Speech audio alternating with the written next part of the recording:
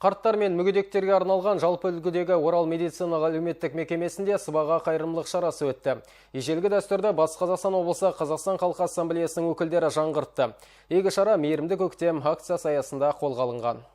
Қазақ сыйлы адамдарына жақын туысына тиісті сыбағасын сақтап отырған. Бүгінде ұмыт бола бастаған дәстүрді жаңғыртып, асыл құндылықтарымызды насихаттауды жөн көрген Қазақстан халқы ассамблеясының мүшелері әлеуметтік мекемеге арнайы келген. Шарапатты шарадан қамкөңіл қариялар ерекше әсер алды. Баян Сұлу Идрисова 6 жылдан бері осы қарттар үйінде. Отасқан жары дүниеден өтіп, қарайып жалғыз қалған. Нәресте сүйіп бақыты бұйырмапты.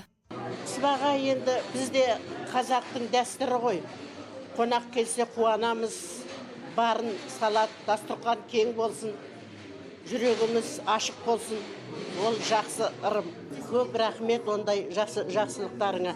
Мейірімді көктем акциясы аясында қоғамдық келісім өкілдері қолға алған қайырымдылық шаралары жыл бойы жалғаспақ. Сыбаға акциясымен осы мүгедек және қарттар үйіне келіп, қолымыздан келгенінше көңілімізді сыйласақ деп, мынау облыстық өзіміздегі этномәдени бірлестіктердің көркем өнерпаздары, облыстық филармонияның әншілері қолдау көрсетіп, концерттік бағдарлама, онымен қоса тәтті тағамдар мен сыйлықтарымызды ала келіп тұрған жайымыз бар. Мынау бір көңілдері көтерілсін деген ниетте.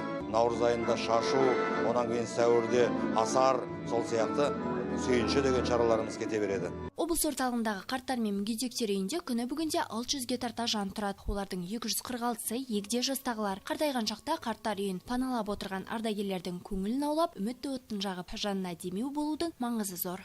Әрине, бұл енді үлкен адамдар болғанымен көп көңіл бөлуді қажет етеді. Бәрі де жаңағы көңіл күйлері көтеріңкі солай отыр. Бұндай шаралар бізге қаланың облыс орталығы болғаннан кейін жиі келіп тұрады.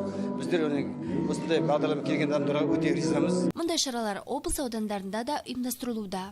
Гүлжан Аюпова, Ербол Меңдіғалиев, Алтынбек Абделов, Ақжайық арнасы.